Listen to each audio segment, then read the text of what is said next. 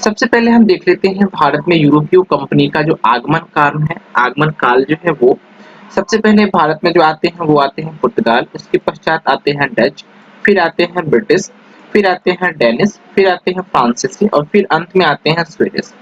जो पुर्तगीज जो आते हैं, जो वर्तमान में पुर्तगाली देश के नाम से जाने जाते हैं, वो 1498 में उनका आगमन होता है भारत में। तत्पश्चात डच आते हैं जिनको वर्तमान में हॉलैंड कहा जाता है 1605 में। फिर ब्रिटिश आते हैं जिसको उस समय अंग्रेज भी बोला जाता था और अब वर्तमान में इंग्लैंड बोला जाता है 1608 ईस्वी में। डेनिश जो वर्तमान में डेनमार्क के नाम से प्रसिद्ध है, ये 1620 ईस्वी में। उसके पश्चात फ्रांसीसी जो वर्तमान में फ्रांस के नाम से प्रसिद्ध है 1668 ईस्वी में। और तत्पश्चात स्वीडिश जो है, स्वीडन जो है वो उसके पश्चात भारत में आते हैं। अब यहाँ पे हम बात कर लेते हैं एक नोट्स के तौर पे। तो आपको पता है कि पुर्तगाली जो है वो सबसे पहले भारत में आते हैं 1498 में और सबसे अंत में जाते हैं 1961 ईस्वी में। ये पॉइंट आप ध्यान रखिएगा। तत्पश्चात हम यहाँ पे बात कर लेते हैं, यहाँ तो हमने कंपनी के आगमन देखा। अब यहाँ पे हम देख लेते हैं कंपनी के आगमन और साथ ही साथ कब उन्होंने अपनी फैक्ट्री पहली जो है वो स्थापित करते हैं और कहाँ पे करते हैं और कंपनी का नाम क्या था।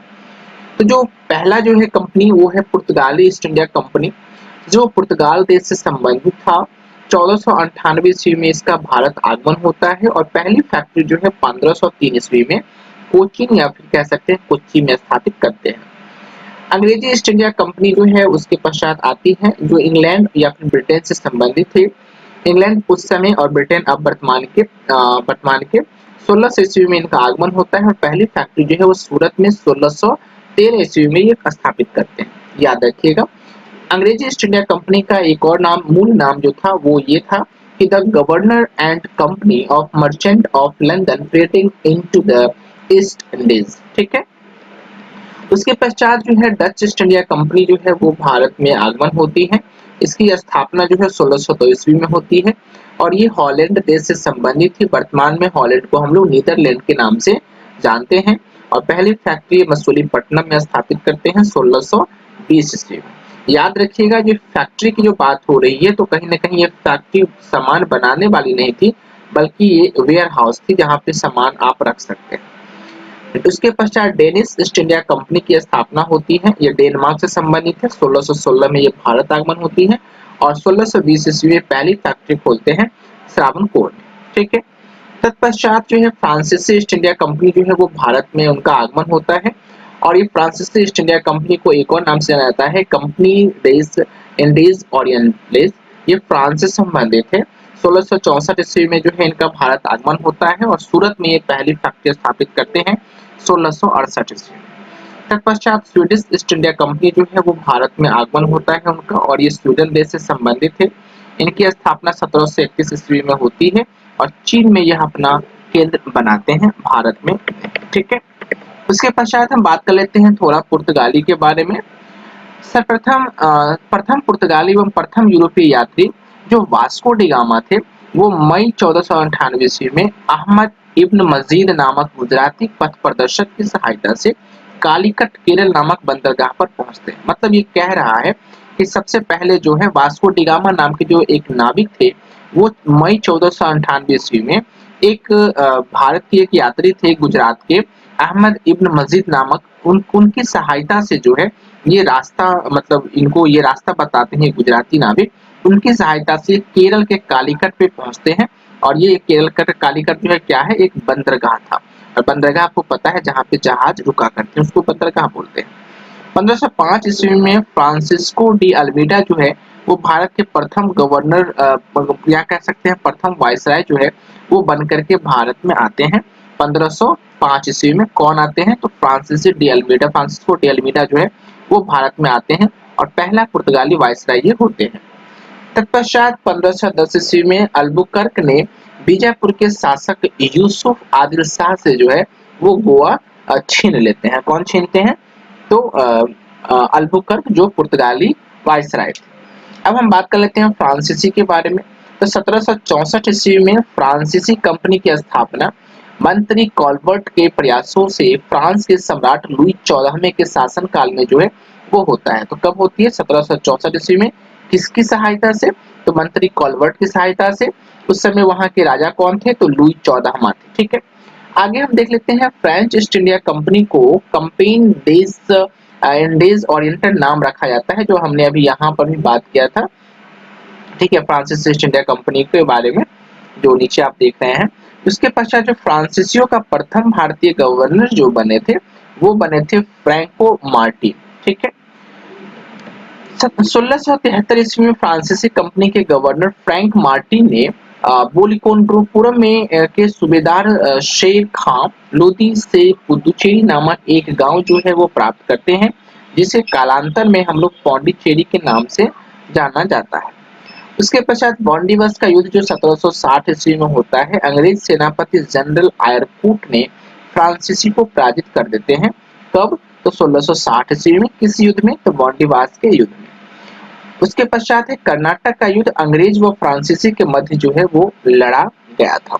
इस सब के बारे में विस्तार पूर्वक हम आगे देखने वाले हैं। यहाँ पे छोटा सा इंफॉर्मेशन हम देखने की कोशिश कर रहे हैं ताकि आप लोगों को कैनवास पे जो है वो डायग्राम बन जाए कि हमें यहाँ पर क्या क्या रीड करने। उसके पश्चात यहाँ पे अंग्रेज की बात करें तो 1599 ईस्वी में स्थल मार्ग से भारत आने वाला प्रथम अंग्रेज जॉन मिल्डेन हॉल थे। 31 दिसंबर 1600 ईस्वी को ब्रिटेन की महारानी एलिजाबेथ प्रथम ने the governor and company of merchant of London trading into the East Indies को पूर्ण रूप से व्यापार हेतु 15 वर्षों के लिए व्यापारिक अधिकार प्रदान किया। 1609 ईस्वी में जेम्स प्रथम ने इसे अनिश्चित काल के लिए बढ़ा दिया। तो अनिश्चित काल के लिए किसने बढ़ाया? जेम्स प्रथम ने बढ़ाया। कब इन्होंने साइन किया गया? 31 दिसंबर 1600 ईस्वी को। किसने इनको अधिकार दिया? तो उस समय के ब्रिटेन की महारानी एलिजाबेथ प्रथम ने अधिकार दिया। किस कंपनी को? ईस्ट इंडिया कंपनी को। लेकिन ईस्ट इंडिया कंपनी को उस समय क्या नाम से जाना जाता था? तो यहाँ पे आप देख सकते हैं कि the governor and company of merchant of London trading into the East Indies. ठीक है, आप लोग नहीं भूलेंगे।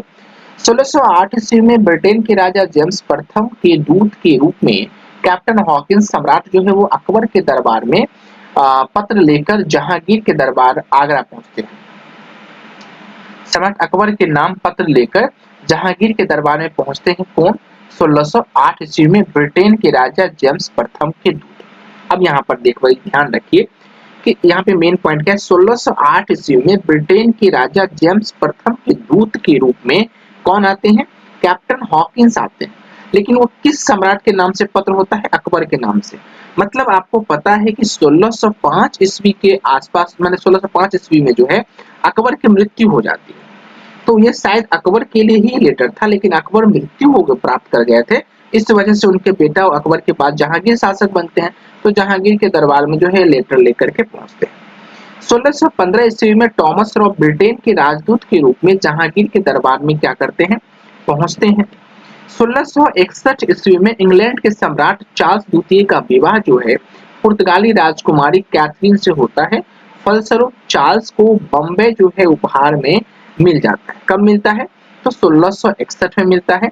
क्यों मिलता है? तो इंग्लैंड के सम्राट चार्ल्स द्वितीय का विवाह जो है वो पुर्तगाली राजकुमारी कैथरीन से होता है।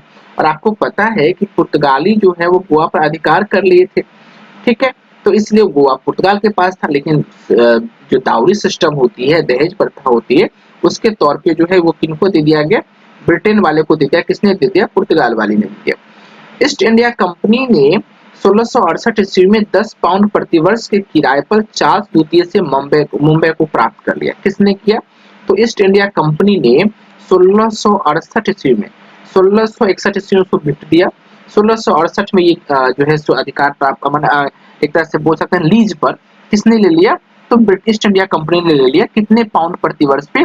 तो 10 पाउंड जो है वो प्रति वर्ष पर किराए के रूप में या कह सकते हैं लीज के रूप में ले लिया। उसके पश्चात हम यहाँ पे बात कर लेते हैं प्लासी का युद्ध।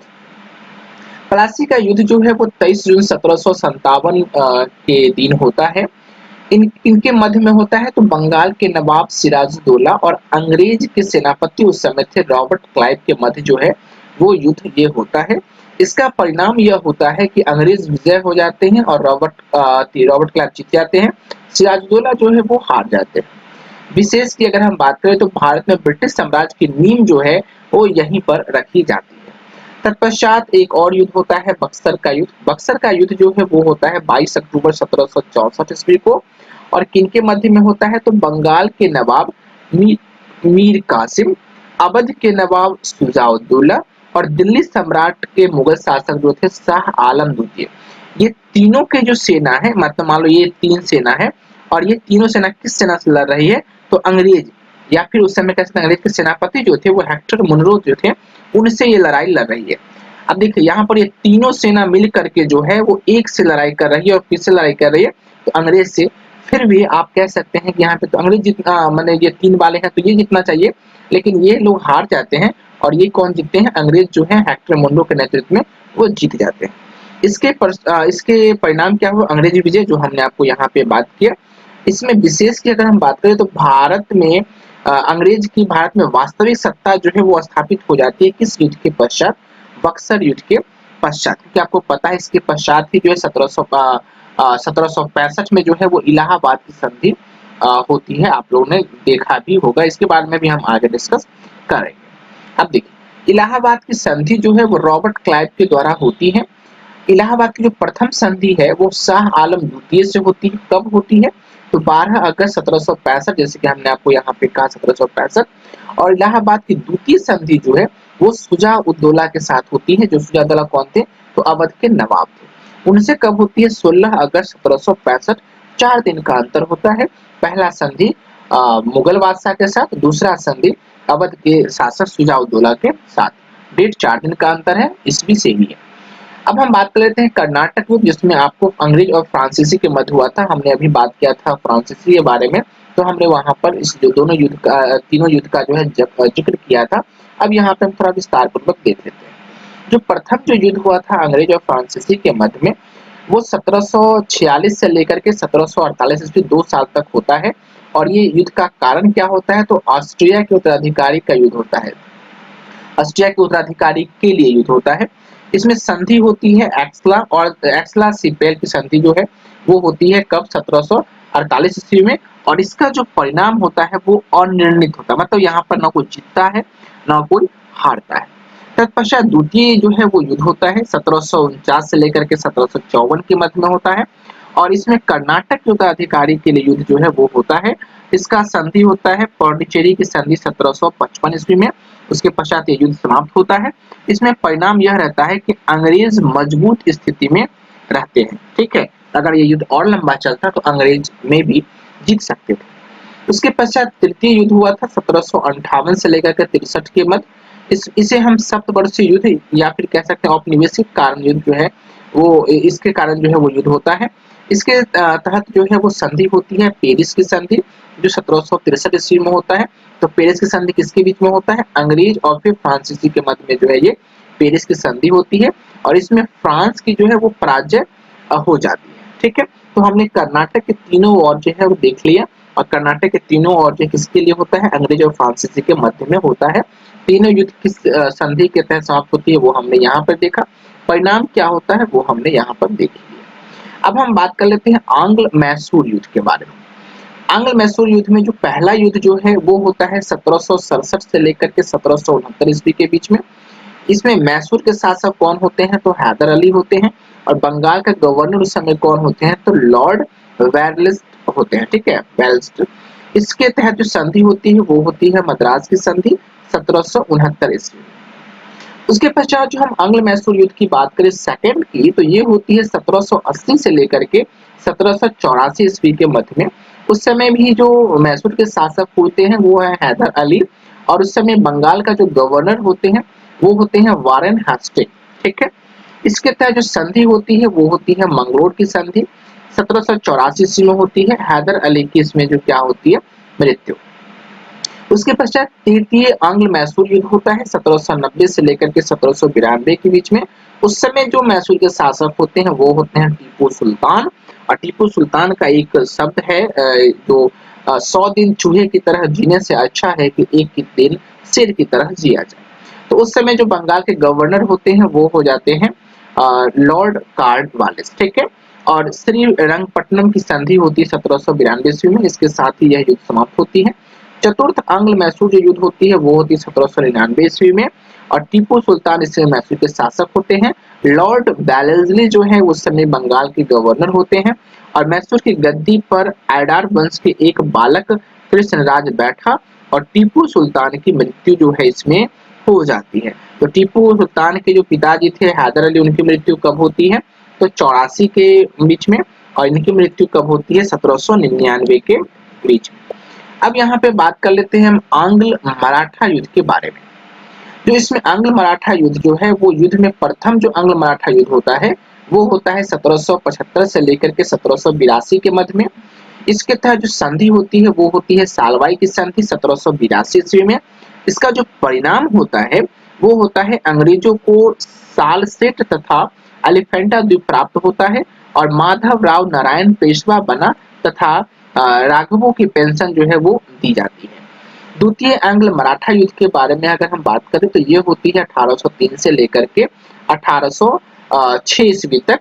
इसके तहत यहाँ पर 3 पॉइंट लिखे हुए हैं कि देवगांव की संधि होती है 16 दिसंबर 1803 ईस्वी को अंग्रेज और भोसले के मध्य में। ठीक है, तो अंग्रेज और भोसले के मध्य में जो संधि होती है 1803 में, उस संधि को क्या नाम से जाना जाता है? तो देवगांव की संधि। अगला है सुरजी अर्जन गांव की संधि। तो सुरजी अर्जन गांव की जो संधि होती है वो कब होती है? 30 दिसंबर 1803 ईस्वी के बीच में। किसके मध्य में ये संधि होता है? तो अंग्रेजों एवं सिंधिया के मध्य में जो है ये संधि होती है। तत्पश्चात हम बात कर लेते हैं, अगला संधि जो है वो है राजपुर घाट की संधि। तो राजपुर घाट की संधि कब होती है? 25 दिसंबर 1805 ईस्वी को जो है राजपुर घाट की संधि होती है और लॉर्ड वेलेस्ली के जाने के बाद जॉर्ज वालो द्वारा होल्कर की संधि जो है इसे कहा जाता है। इसका परिणाम में इसमें कुछ नहीं है। आगे हम बात करें तो तृतीय आंग्ल मराठा युद्ध। तृतीय आंग्ल मराठा युद्ध जो है वो 1817 ईस्वी में होता है और 1818 ईस्वी तक ये चलता है। इसके तहत पूना की संधि होती है, ग्वालियर की संधि होती है, मंदसौर की संधि होती है। इसके परिणाम की बात करें तो समस्त मराठा क्षेत्र ब्रिटिश सत्ता के अधीन हो गया, पेशवा पद समाप्त कर दिया गया, बाजीराव द्वितीय को पेंशन देकर बिठूर भेज दिया जाता है। किस युद्ध के बाद की बात कर रहे हैं? तो तृतीय आंग्ल मराठा युद्ध के पश्चात जो है मराठा की सत्ता जो है वो चली जाती है ब्रिटेन के हाथों में और पेशवा का पद ही समाप्त हो जाता है। तत्पश्चात हम बात कर लेते हैं आंग्ल सिख युद्ध। ये सारे जो युद्ध हम आपको बता रहे हैं वो इंपॉर्टेंट है, आप इसे मिस ना करें। युद्ध एवं वर्ष की अगर हम बात करें तो प्रथम आंग्ल सिख युद्ध जो होता है वो 1845 से लेकर के 46 के मध्य होता है। सिख शासक उस समय दिलीप सिंह होते हैं।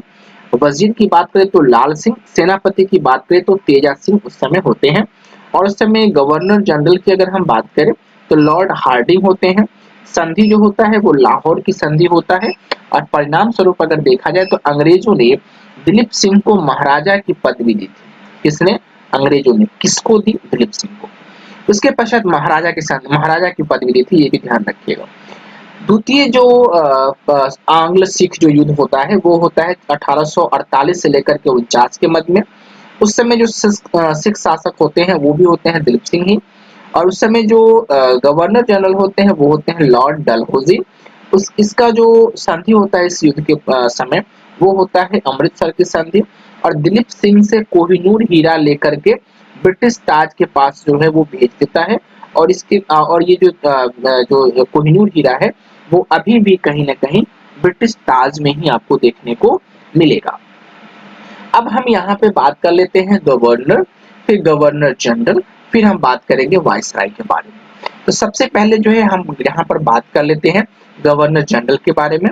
तो वॉरेन हेस्टिंग्स जो है वो बंगाल के प्रथम गवर्नर जनरल बनते हैं और इनका जो कार्यकाल है वो 1773 जो रेगुलेटिंग एक्ट आया था उससे लेकर के 1785 ईस्वी तक जो है वो इनका शासन चलता है। 1773 ईस्वी में रेगुलेटिंग एक्ट पारित हुआ। घेरे की नीति या फिर कह सकते हैं रिंग फेंस नीति वॉरेन हेस्टिंग्स से ही संबंधित है।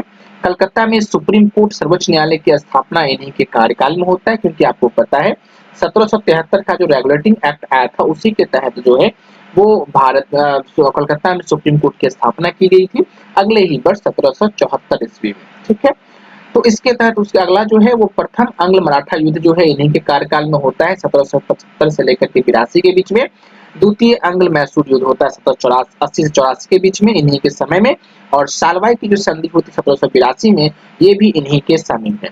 ये पॉइंट जो हमने अभी बताया है ये वाला पॉइंट, ये सभी पॉइंट हमने कुछ देर पहले ही इसी वीडियो में देख रखा है। भारत में न्यायिक सेवा के जनक भी जो है वो किनको कहा जाता है, तो वॉरेन हेस्टिंग को कहा जाता है। उसके पश्चात हम बात कर लेते हैं लॉर्ड कॉर्नवालिस के बारे में। लॉर्ड कॉर्नवालिस का जो कार्यकाल होता है वो होता है 1786 से लेकर के 1793 के मध्य, लगभग 7 साल।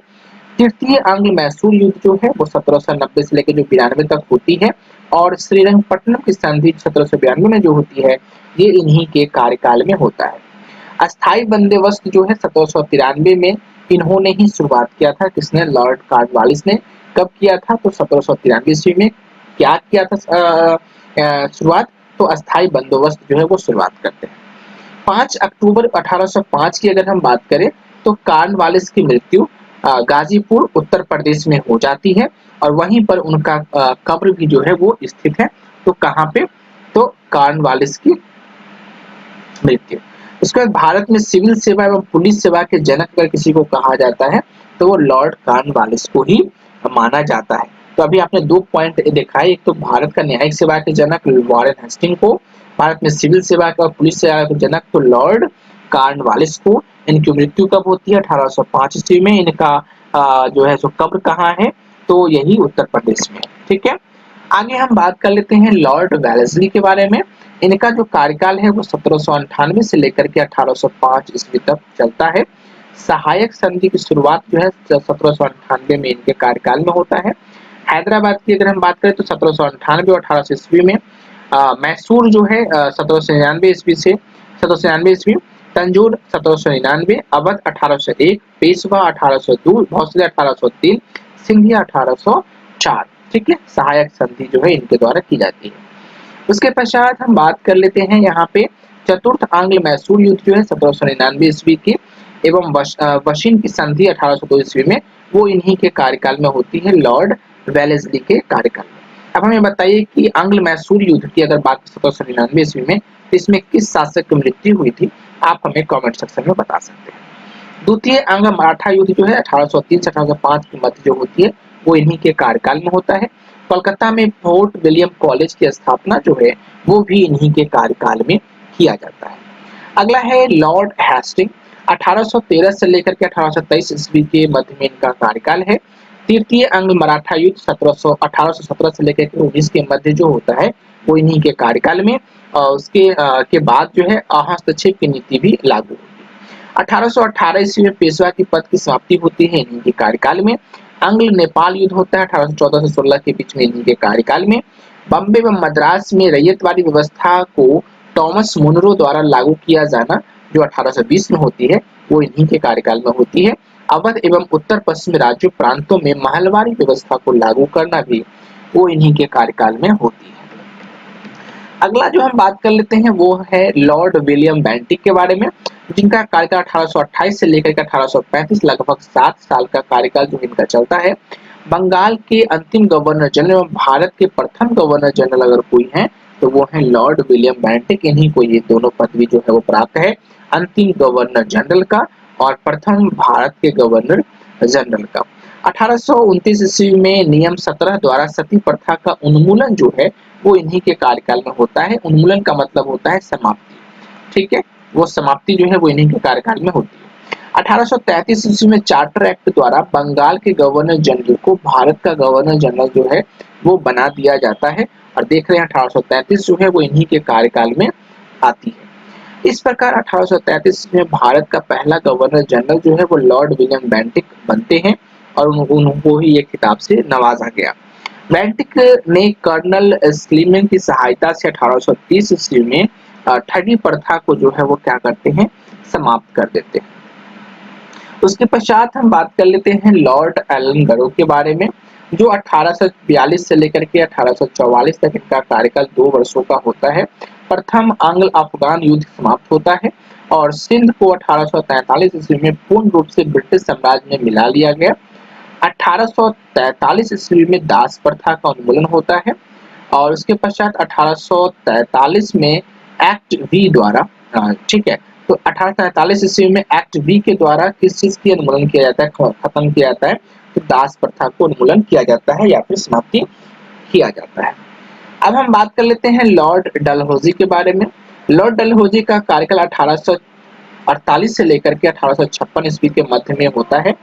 द्वितीय आंग्ल सिख युद्ध जो है, जो कि 1848 से लेकर 49 ईस्वी में होता है।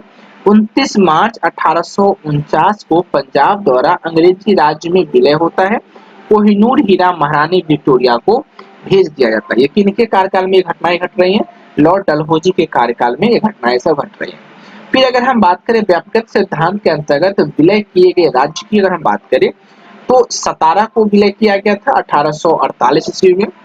जैतपुर और संबलपुर का विलय हुआ था 1849 ईस्वी को। बाघाट को जो है 1850 ईस्वी को, उदयपुर को 1852 ईस्वी में, झांसी 1853 ईस्वी में, नागपुर 1854 ईस्वी में, अवध 1856 ईस्वी में कुशासन का आरोप लगाकर। भारत में रेलवे का जनक जो है वो लॉर्ड डलहौजी को भी कहा जाता है। 1853 ईस्वी में प्रथम रेलवे लाइन जो है, जो कि बॉम्बे से थाने के बीच में चलती है, लगभग 34 किलोमीटर रेल का परिचालन होता है। 1854 में कलकत्ता एवं रानीगंज के मध्य जो है वो दूसरी रेल की शुरुआत होती है। तो मतलब क्या है कि रेलवे जनक भी इनको कहा जाता है। 1853 में मुंबई से थाने के बीच 34 किलोमीटर रेलवे चलती है, वो इन्हीं के काल में। और सेकंड जो कोलकाता से रानीगंज के लिए चलती है दूसरी रेल, ये भी इन्हीं के कार्यकाल में। भारत में पहली बार पीडब्ल्यूडी सार्वजनिक निर्माण विभाग की स्थापना जो है वो होती है, वो इन्हीं के कार्यकाल में होती है। अब हम बात कर लेते हैं अगला लॉर्ड कैनिंग के बारे में। लॉर्ड कैनिंग का जो शासनकाल है वो 1856 से लेकर 58 के बीच और 58 से लेकर के 42 के बीच में जो है वो लॉर्ड कैनिंग का कार्यकाल चलता है।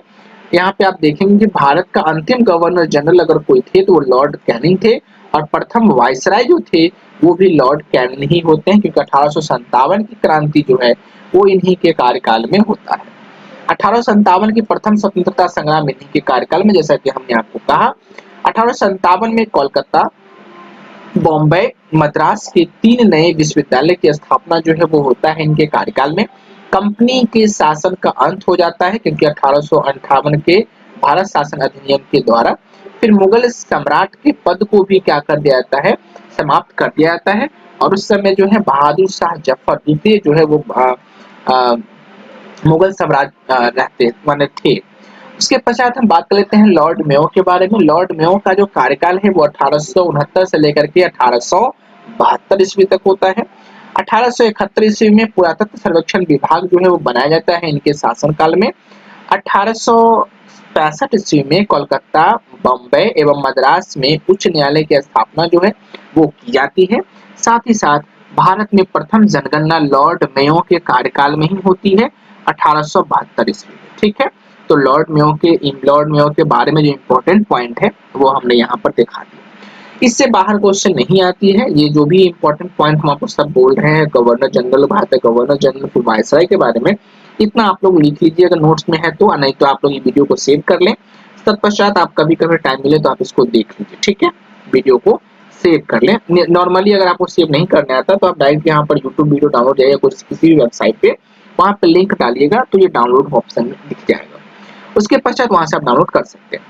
उसके पश्चात हम बात कर लेते हैं लॉर्ड लिटन के बारे में। 1876 ईस्वी से 1860 ईस्वी के बीच में जो कार्यकाल जो है वो चलता है लॉर्ड लिटन का।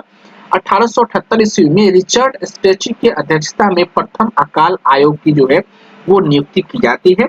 वर्नाकुलर प्रेस एक्ट 1878 में जो है वो पारित होती है, और सुरेंद्र नाथ बनर्जी ने इस एक्ट को आकाश से होने वाला वज्रपात कहा था। तो यहाँ पे 2 पॉइंट है कि वर्नाकुलर प्रेस एक्ट कब हुआ था, तो 1878 ईस्वी में पारित हुआ था। सुरेंद्र नाथ बनर्जी ने इस एक्ट को क्या कहा था, तो आकाश से होने वाला वज्रपात कहा था। द्वितीय आंग्ल अफगान युद्ध जो है वो 1878 से 80 के बीच में होता है, तथा वैधानिक जनपद सेवा जो है वो गठित होता है 1878 ईस्वी में। उसके पश्चात सिविल सेवा परीक्षाओं में प्रवेश की अधिकतम आयु सीमा 21 वर्ष से घटा करके जो है वो 19 वर्ष कर दिया जाता है लॉर्ड लिटन के ही कार्यकाल में। अगला जो है वो है आपका लॉर्ड रिपन, जो 1880 से लेकर के 84 के मध्य में ये शासन करते हैं। नियमित जनगणना जो है इनके द्वारा शुरू किया था 1881 ईस्वी में। स्थानीय स्वशासन संबंधी प्रस्ताव जो पारित किया था 1882 ईस्वी में, इसलिए रिपन को स्थानीय स्वशासन का जनक भी जो है वो कहा जाता है। विलियम हंटर की अध्यक्षता में 1882 ईस्वी में शिक्षा आयोग का गठन, जो प्राथमिक शिक्षा से संबंधित था, वो यहाँ पे अध्यक्षता विलियम हंटर के अध्यक्षता में इतना में शिक्षा आयोग का गठन किया जाता है, जो कि प्राथमिक शिक्षा से संबंधित था। वर्नाकुलर प्रेस एक्ट जो 1882 में इसको क्या कर दिया जाता है, समाप्त किया जाता है, जो कि 1878 ईस्वी में लगा गया था। किसके द्वारा? तो लॉर्ड लीटन के द्वारा जो है वो लगाई जाती है। आप यहाँ पर देख सकते हैं 1878 का वर्नाकुलर प्रेस एक्ट, इसको जो है वो समाप्त कर दिया जाता है। किसके द्वारा? लॉर्ड रिपन के द्वारा। 2 फरवरी 1883 ईस्वी में यूरोपियों के विरुद्ध भारतीय न्यायाधीशों द्वारा मुकदमे की सुनवाई के लिए प्रस्तावित इल्बर्ट बिल विवाद होता है, और यह श्वेत विद्रोह के नाम से जो है वो प्रसिद्ध है। उसके पश्चात हम बात कर लेते हैं लॉर्ड डफरिन के बारे में। तो डफरिन को इम्पोर्टेंट इसलिए क्योंकि यहाँ पर आईएनसी की जो है वो स्थापना होती है, इंडियन नेशनल कांग्रेस की, 1884 से लेकर के 86 के मध्य में होता है इनका शासनकाल। डफरिन के समय एओ ह्यूम के द्वारा 1885 ईस्वी में भारतीय राष्ट्रीय कांग्रेस की स्थापना होती है। 1887 ईस्वी में डफरिन के कार्यकाल में इलाहाबाद विश्वविद्यालय की स्थापना जो है वो की जाती है। अब हम बात कर लेते हैं लॉर्ड कर्जन के बारे में।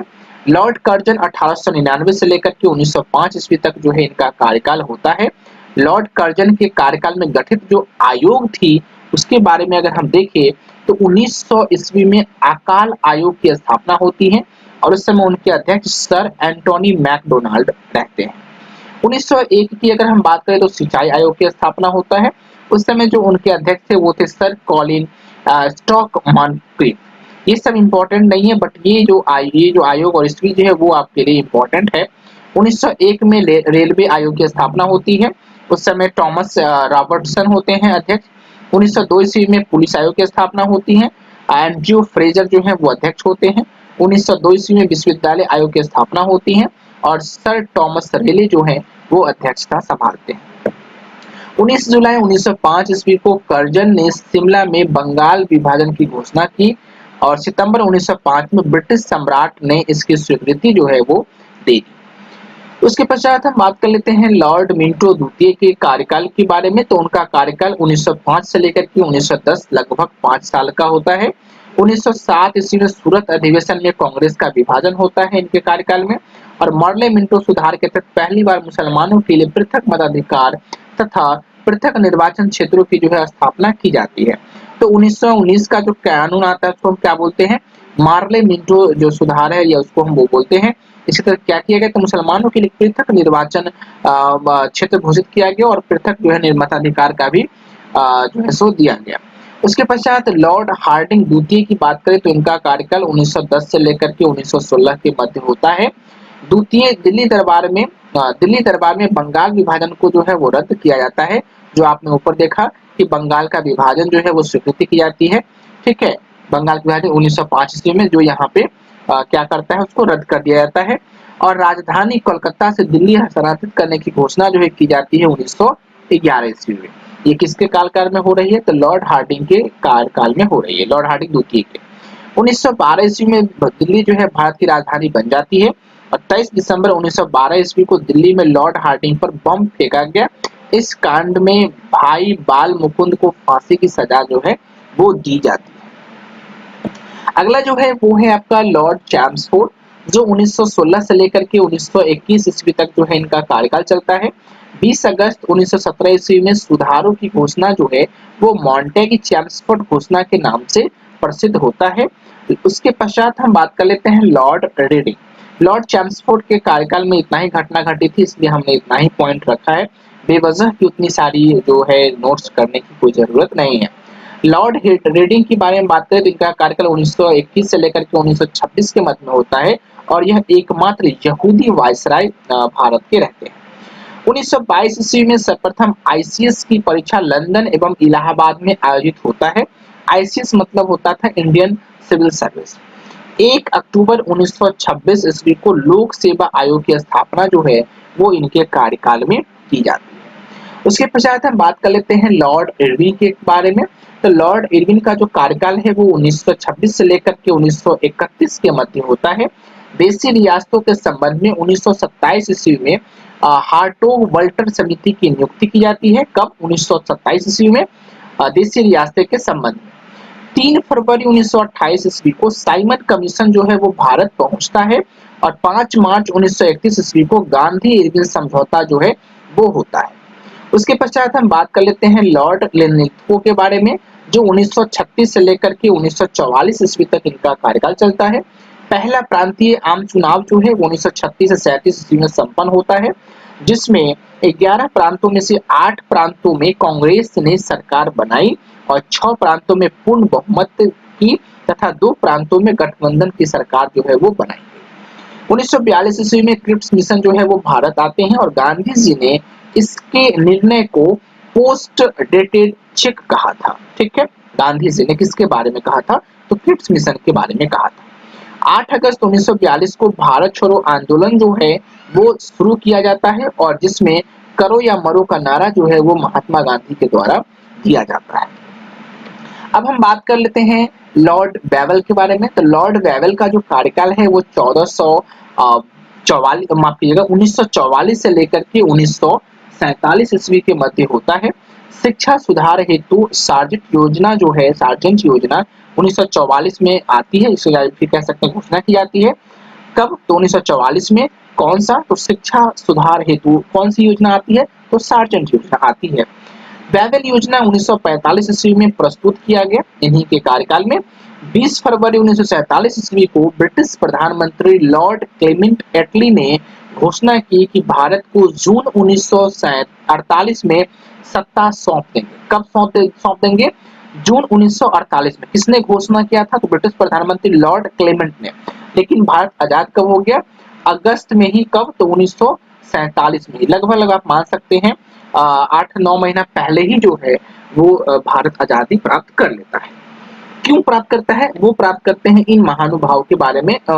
इन महानुभाव के कारण कौन है वो? Lord Mountbatten.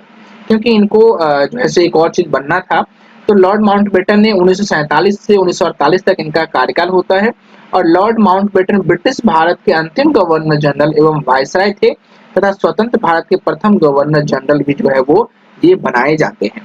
3 जून 1947 ईस्वी को माउंटबेटन योजना घोषित होती है, जिसमें भारत विभाजन की रूपरेखा जो है वो दी गई थी। स्वतंत्र भारत के प्रथम गवर्नर जनरल की बात करें तो लॉर्ड माउंटबेटन की नियुक्त की जाती है। ठीक है, तो आप यहाँ पर देखिए कि जो भारत जब आजाद नहीं था तो उस समय वायसराय हुआ करते थे, लेकिन जब भारत विजय हो गया तो वहां पर फिर से क्या आ गया? तो गवर्नर जनरल। ठीक है, उसके पश्चात बात करें सी राजगोपालाचारी के बारे में, क्योंकि स्वतंत्र भारत के भारतीय गवर्नर जनरल थे। इनका कार्यकाल 1948 से लेकर के 1950 रखा जाता है। भारत के अंतिम गवर्नर जनरल एवं स्वतंत्र भारत के प्रथम भारतीय गवर्नर जनरल जो है कोई थे, तो वो कौन थे? सी राजगोपालाचारी। ठीक है, अब हम यहाँ पे बात कर लेंगे ब्रिटिश कालीन भू राजस्व व्यवस्था के बारे में। यहाँ तक हमने बात किया गवर्नर जनरल, फिर हमने बात किया भारत के वाइसराय, फिर हमने पुनः भारत के वाइसराय से बात, फिर मैंने भारत के गवर्नर जनरल के बारे में बात किया।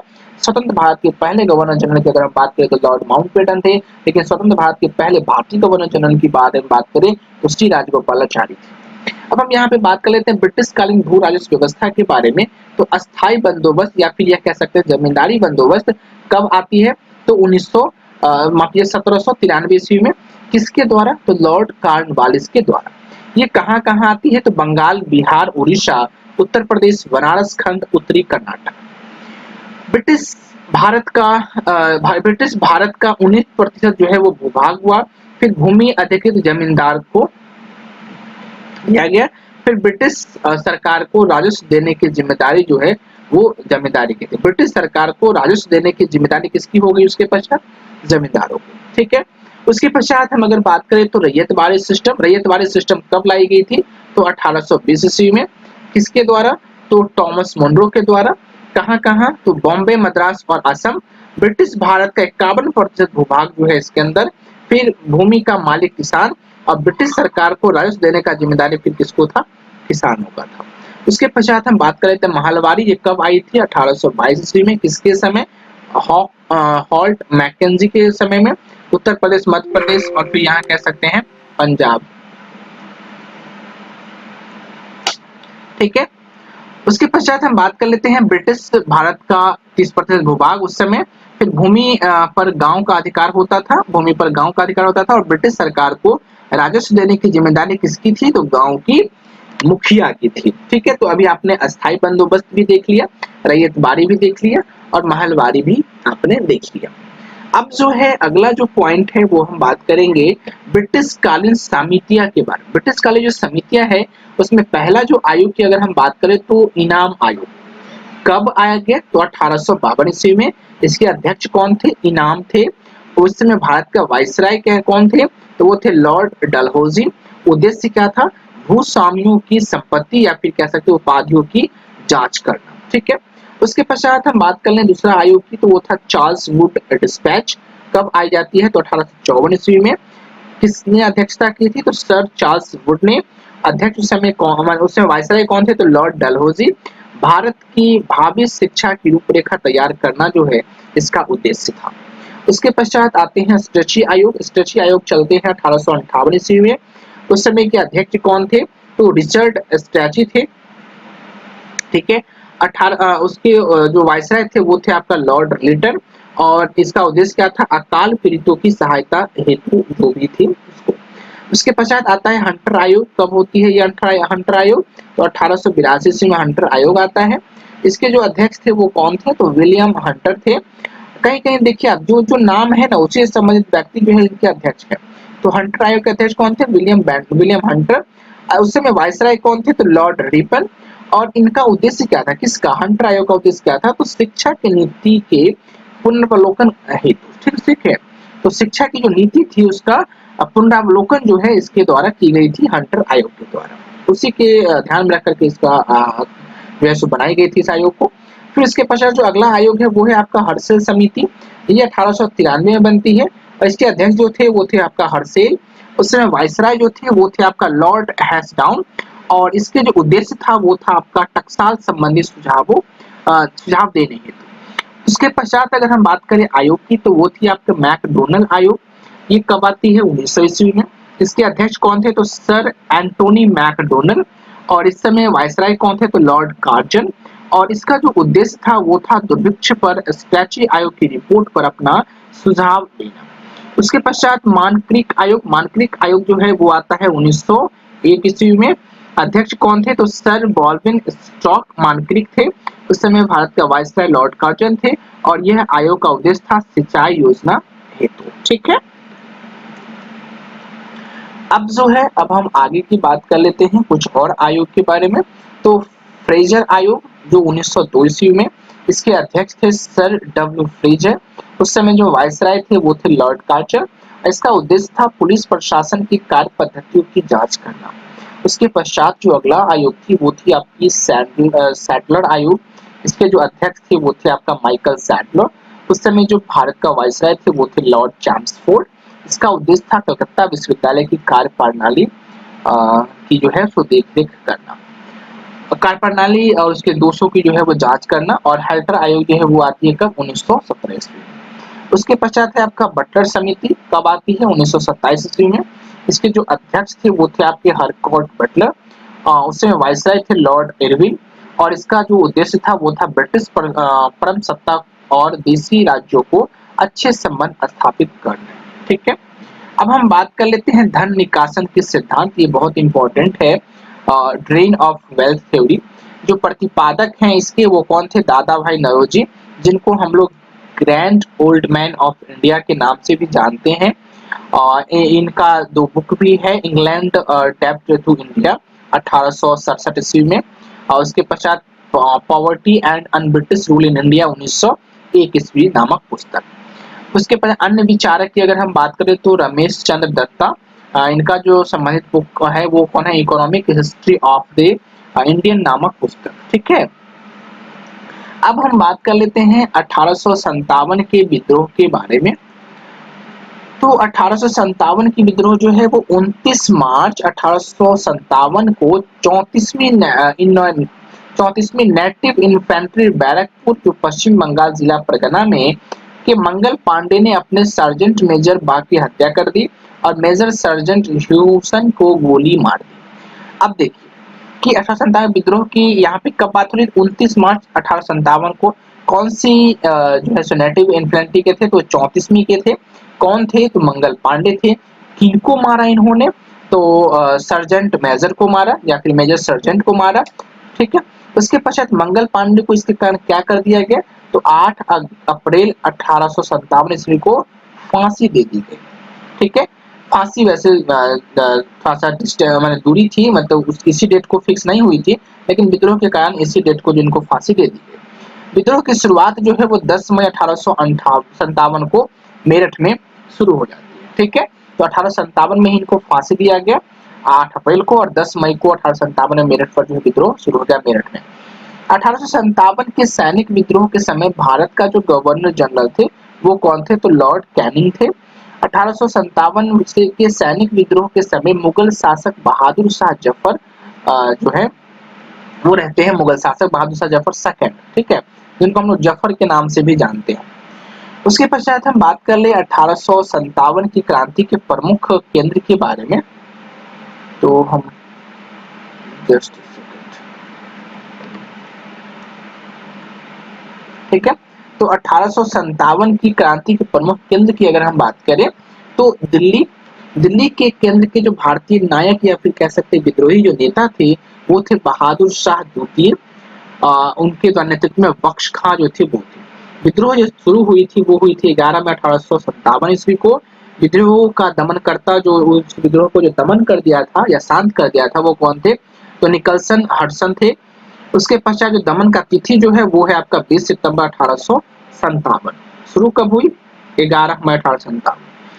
अब अगला जो है वो है आपका लखनऊ। लखनऊ के जो उस समय नायक थे या फिर कह सकते हैं विद्रोह जो हुआ था उसके नेतृत्वकर्ता कौन थे? तो वो कौन थे? बेगम हजरत महल और ब्रिजेश कादिर। कब इन्होंने विद्रोह शुरू किया? 30 में 1857 ईस्वी को। इस विद्रोह को दमन किसने कर दिया? तो कॉलिन कैंपबेल ने। और कब किया था? तो मार्च 1858 ईस्वी में। अगला है आपका झांसी। झांसी के जो नायक थे या फिर कह सकते विद्रोही नेता थे तो वो तो खुद रानी लक्ष्मीबाई। 4 जून 1857 ईस्वी को ये जो विद्रोह शुरू होता है। इस विद्रोह को दबा देता है जनरल हीरोज के द्वारा। कब? तो 17 जून 1858 ईस्वी को जो है वो इस विद्रोह को दबा दिया जाता है। अगला जो है वो है आपका कानपुर। कानपुर के जो विद्रोही थे फिर विद्रोह के नेता जो थे वो थे आपका नाना साहब। 5 जून 1858 को ये विद्रोह होता है। कॉलिन कैंपबेल जो है इस विद्रोह को दमन कर देते हैं और 6 दिसंबर 1857 को। उसके पश्चात है जगदीशपुर। जगदीशपुर के जो नायक थे वो थे आपका कुंवर सिंह। ये जो विद्रोह शुरू करते हैं 12 जून 1857 ईस्वी को। इस विद्रोह को शांत कर देता है मेजर विलियम टेलर एवं विल्सेट आयर ने। कब? दिसंबर 1858 ईस्वी को। ठीक है। अब जो हम जो बात करने वाले हैं वो बात करने वाले हैं कुछ और विद्रोह जो यहाँ पे थे। वो थे अगला फैजाबाद। फैजाबाद के जो नेता थे या फिर नायक थे वो थे आपके मौलवी अहमदुल्ला।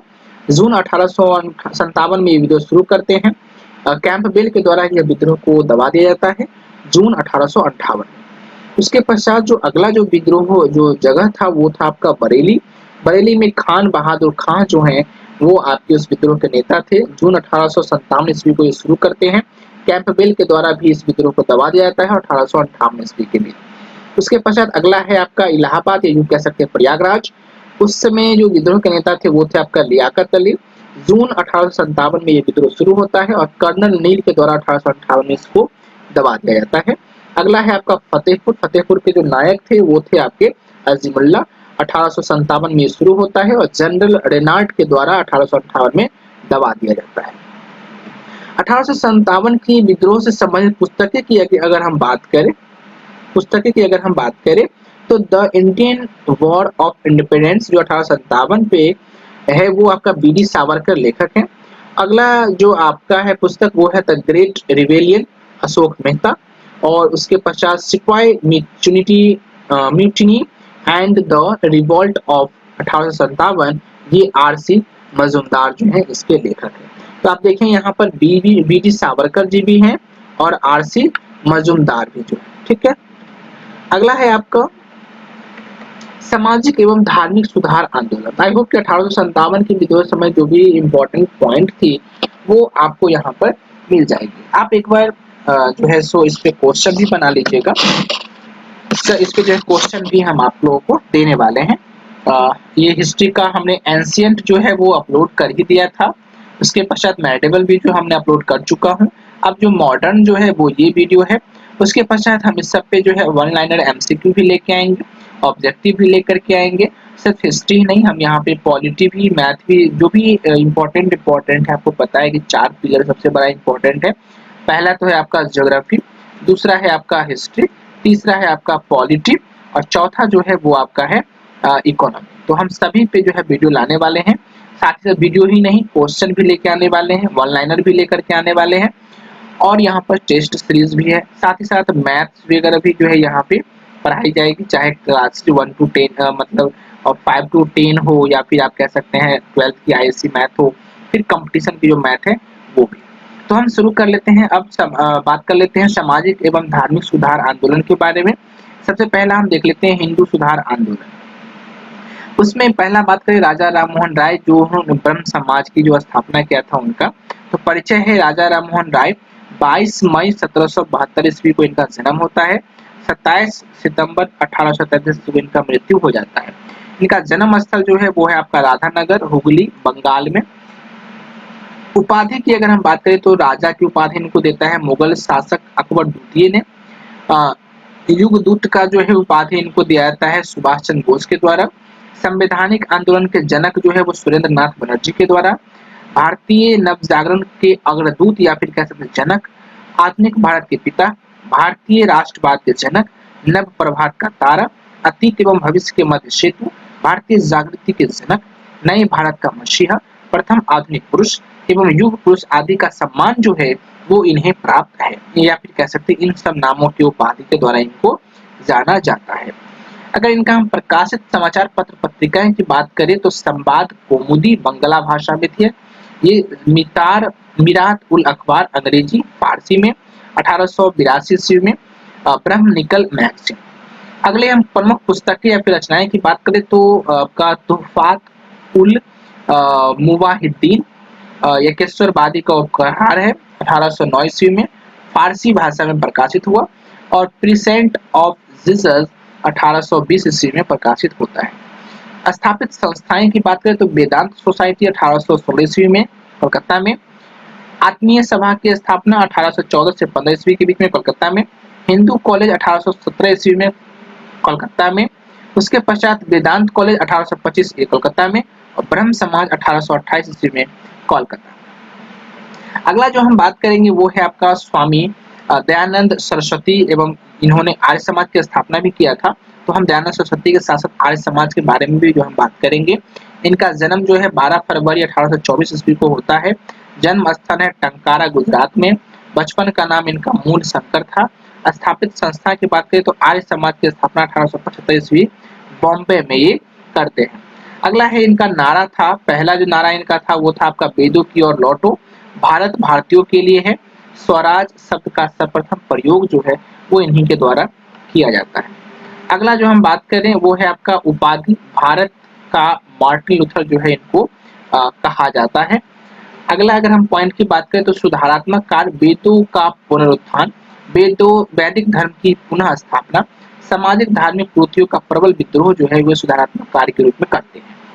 आंदोलन की बात करें तो शुद्धि आंदोलन, पुनः हिंदू धर्म में प्रवेश के लिए जो शुद्धि आंदोलन था वो, जैसे मैंने कोई हिंदू में, मानो कोई हिंदू है, उसने अपना धर्म जो है हिंदू कोई अपना धर्म जो है परिवर्तित कर लिया, किसी अदर धर्म को अपना लिया। मैं किसी धर्म का नाम नहीं ले रहा हूँ, तो इसने किसी और धर्म को जो है अपना लिया। फिर वो क्या किया कि इस धर्म को, अगर जिसको आना है वो इस धर्म को छोड़ के पुनः हिंदू धर्म में जो है वो आ जाए। तो इन्होंने कहा था शुद्धि आंदोलन यही था। फिर उसका गौ रक्षा आंदोलन, फिर दंडी स्वामी पुरानंद ने ही मूल शंकर का नाम स्वामी दयानंद सरस्वती रखा था। तो मूल शंकर का जो नाम है दयानंद सरस्वती, वो किसने रखा था? तो आप यहाँ पर देख लीजिए, दंडी स्वामी पूर्णानंद जी महाराज ने। ठीक है। अब अगला है प्रमुख पुस्तकें और रचनाएं। सत्यार्थ प्रकाश जो संस्कृत में थी 1874 ईस्वी में इसकी जो है वो की जाती है जो प्रकाशित। फिर पाखंड खंडन 1866 ईस्वी में, अद्वैत मत का खंडन 1873 ईस्वी में। सत्यार्थ प्रकाश को आर्य समाज का बाइबल कहा जाता है। किसका? तो प्रकाश को। सत्यार्थ प्रकाश में स्वामी जी ने लिखा है कि बुरे से बुरा देसी राज्य अच्छे से अच्छा विदेशी राज्य से बेहतर है। स्वामी दयानंद पहले व्यक्ति थे जिन्होंने हिंदी को राष्ट्रभाषा भाषा स्वीकार किया तथा स्वराज शब्द का जो है वो प्रयोग सर्वप्रथम यही करते हैं। उसके पश्चात स्वामी विवेकानंद जिन्होंने रामकृष्ण मिशन की स्थापना करते हैं।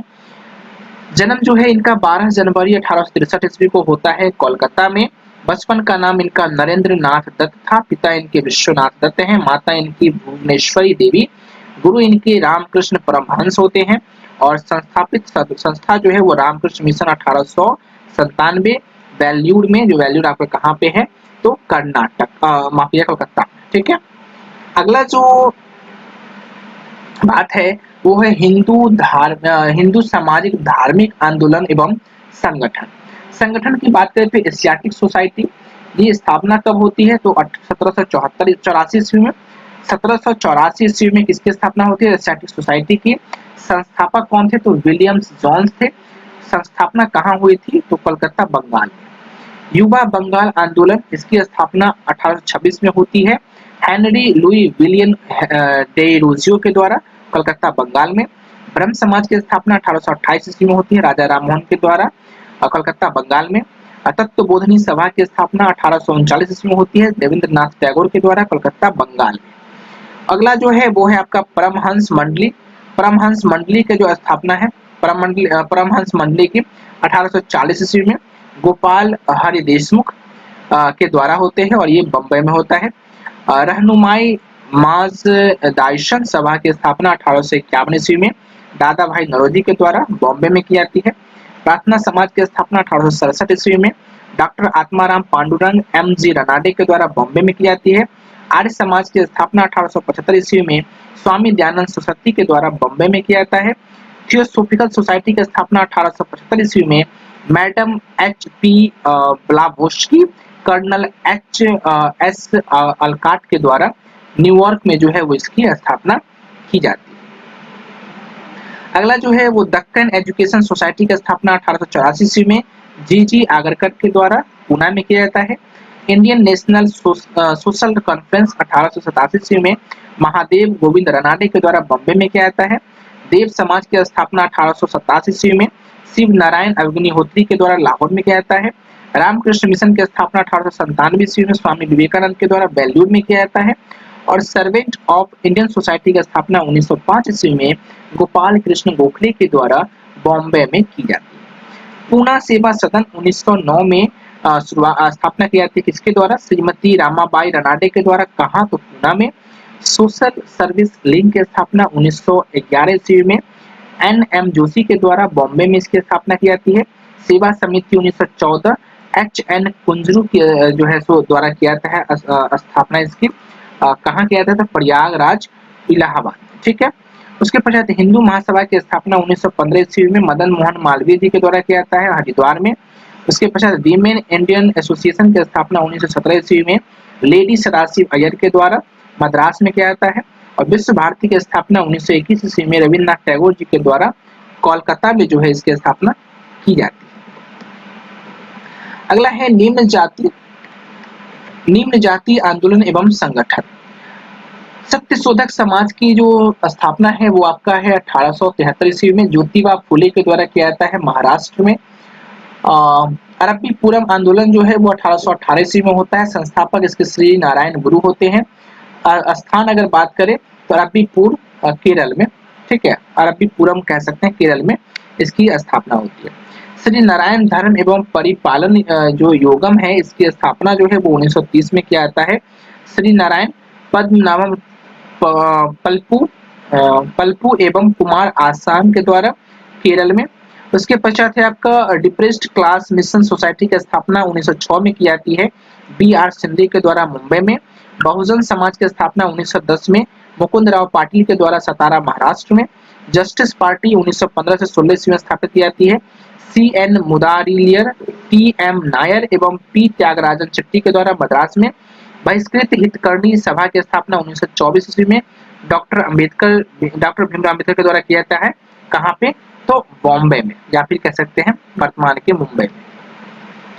उसके पश्चात यहाँ पे अगला जो अगर हम बात करें तो वो है आत्मसम्मान आंदोलन।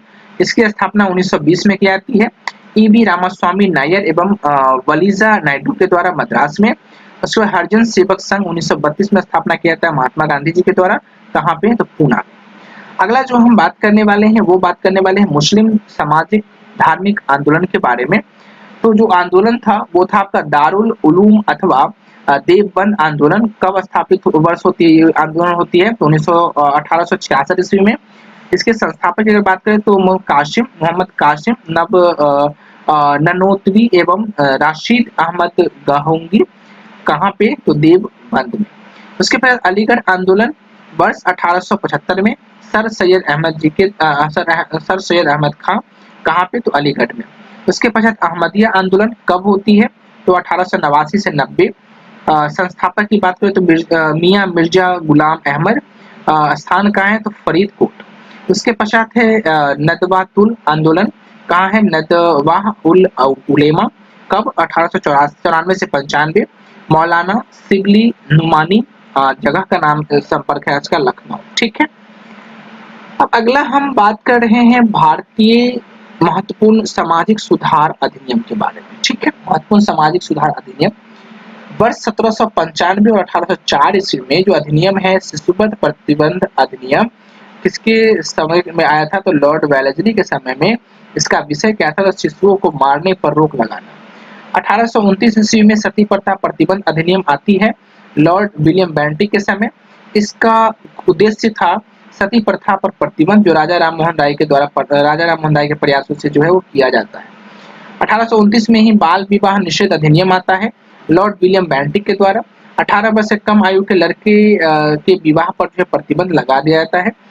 पूर्ण रूप से नहीं, ये याद रखिएगा, पूर्ण रूप से ये कभी जो है वो नहीं लगता, आंशिक रूप से लगता है।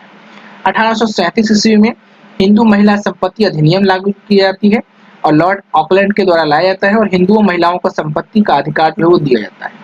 1843 ईस्वी में दास प्रथा प्रतिबंध अधिनियम लाया जाता है लॉर्ड एलन बरो के समय में और दास प्रथा को पुनः प्रतिबंध कर देता है। 1856 ईस्वी में हिंदू विधवा पुनर्विवाह अधिनियम आता है लॉर्ड कैनिंग के समय में।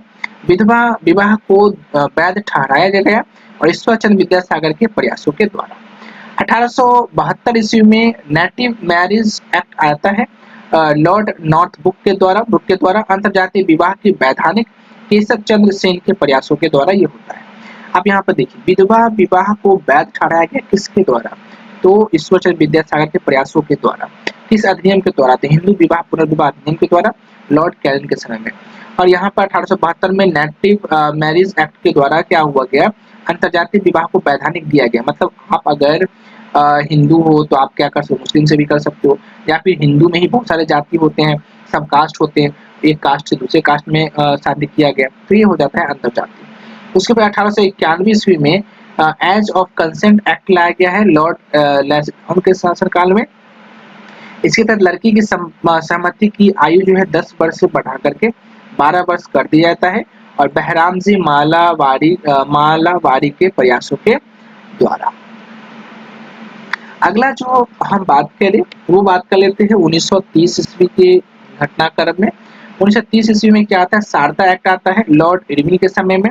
लड़कों के लिए विवाह की न्यूनतम आयु 18 वर्ष की गई तो कन्याओं के लिए न्यूनतम आयु जो है वो 14 वर्ष निश्चित कर दी गई।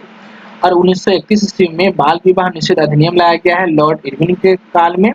बाल विवाह को प्रतिबंधित जो है वो कर दिया गया। ठीक है। अब अगला जो है वो है आपका कृषक मजदूर एवं जनजातीय आंदोलन। कृषक मजदूर एवं जनजातीय आंदोलन, महत्वपूर्ण कृषक आंदोलन जो है वो कौन कौन से हुए हैं इसके बारे में हम यहाँ पर डिस्कस से बात करेंगे। पहला जो है मोपला विद्रोह 1836 से 54, 1921 से 22। ये कहाँ होती है? प्रभावित क्षेत्र मालाबार में। नेतृत्व जो है वो आपके इनके थे KN हाजी, सैयद काजी अली मुस्लियार। इसका कारण था जमींदारों का अत्याचार एवं अंग्रेजी सरकार के खिलाफत विद्रोह नीतियां। उसके पश्चात जो विद्रोह हुआ है संगठन या आंदोलन वो था पागलपंथी। प्रभावित क्षेत्र था उत्तरी बंगाल। इसके नेतृत्व थे करमशाह एवं टीपू। कारण था जमींदारों के अत्याचारों के विरुद्ध विद्रोह। उसके पश्चात है फैराजी आंदोलन। वो कब हुआ? 1838 ईस्वी में। फरीदपुर बंगाल में। इसके जो नेतृत्वकर्ता थे वो थे हाजी सैयदुल्लाह एवं दादू मियाँ। कारण थे जमींदारों के अत्याचारों के विरुद्ध विद्रोह एवं अर्ध धार्मिक स्वरूप। उसके पश्चात नील विद्रोह 1859 से लेकर के 60 तक के बंगाल प्रभावित क्षेत्र था। विष्णु विश्वास, दिगंबर विश्वास इनके नेतृत्वकर्ता थे।